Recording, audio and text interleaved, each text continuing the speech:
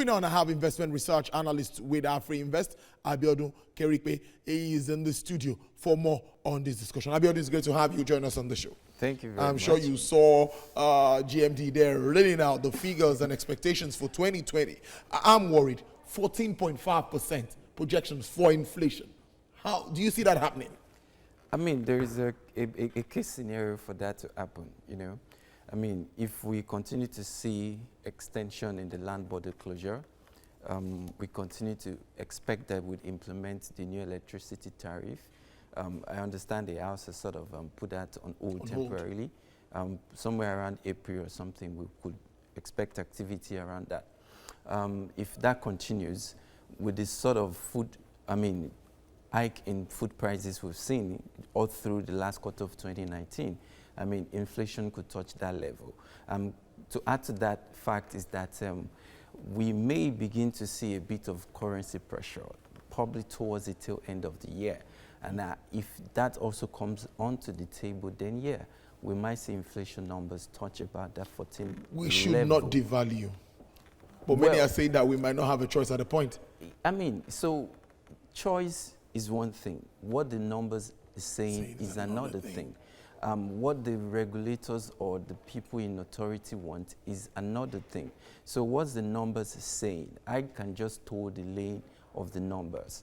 Numbers is saying from 2019, we've seen 3 consecutive quarters of weakness in the current account balance, which is not good, which suggests or is an indicator or a precursor to a devaluation in currency or a weakness in currency, because what that means is that we're spending a lot more in terms of Forex than we are earning in Forex. So this cannot be sustained. We are a heavy dependent import economy.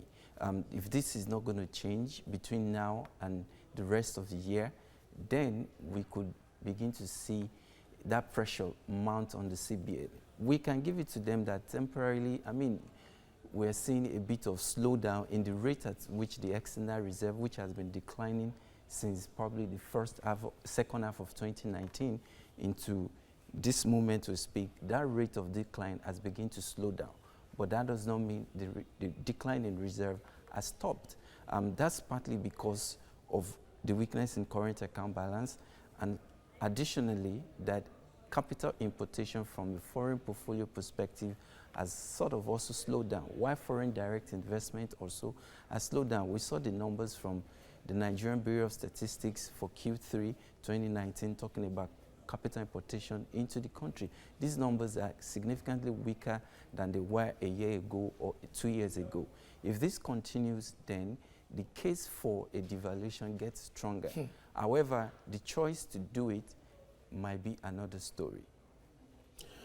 Very, very, very, very, very, very interesting. Now, let's look at the fiscal and the monetary side, which we normally talk about. I really, this synergy we've been talking about all the while since the first tenure of this administration, and now we're moving on. Many expect them to work hand in hand at this time.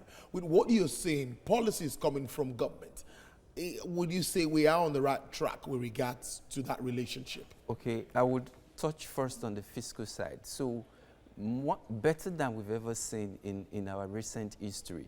We've seen a sort of coordination between the executive and the legislative, which is positive. We've seen how that has impacted on the rate at which they've been able to pass recent bills, such as the Finance Act, which was speedily reviewed. We saw what they did with the petroleum reform, bill also, which was speedily passed. Yes. Now, this is positive on one hand. However, looking at the two together, fiscal and monetary policies, if there is a sort of synergy between them, on one hand, it looks like yes. On the other, it looks like no, the synergy is not very strong. I will now use this scenario for instance. Recently, the CBN decided to, or rather, the CBN, through the Monetary Policy Committee, decided to increase the cash reserve requirement for the banks. Don't forget, before that, they've been pushing the banks to pump or to release liquidity into the system. Now, by increasing CRR, they are, through the back end, trying to cut back on liquidity. Now, The reason they gave for that is the spike in inflation.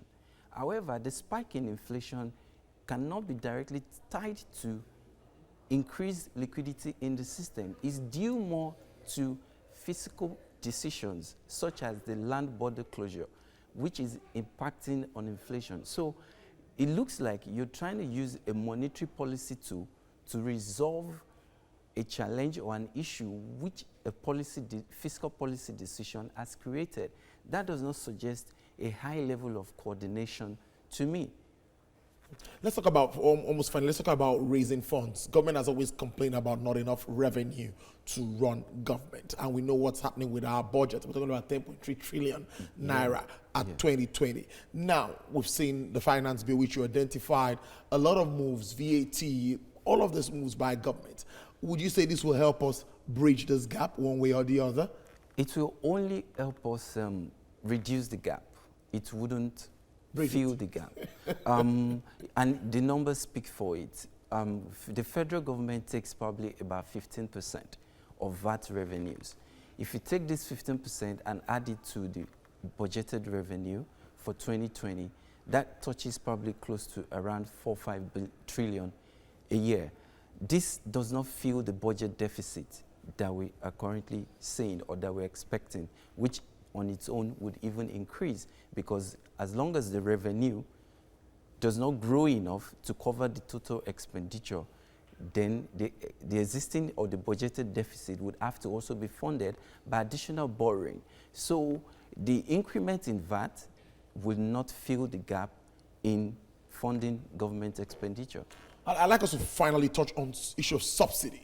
It's getting very, very worrisome now, looking at how much we spend daily to subsidize fuel, particularly petrol. Now, tell me, how sustainable do you see this moving on in 2020? I mean, let's be realistic. Moving on in 2020 is going to be tight. And this is because, first of all, the global outlook for crude oil is not very impressive. We agree OPEC has been doing significantly a whole lot to stabilize prices through the coordination and cooperation with all of the member states and some non-OPEC members to sort of reduce supply so as to keep prices stable.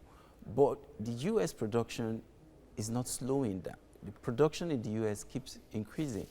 And then the shift towards renewable energy also would also impact on crude prices, supply and demand.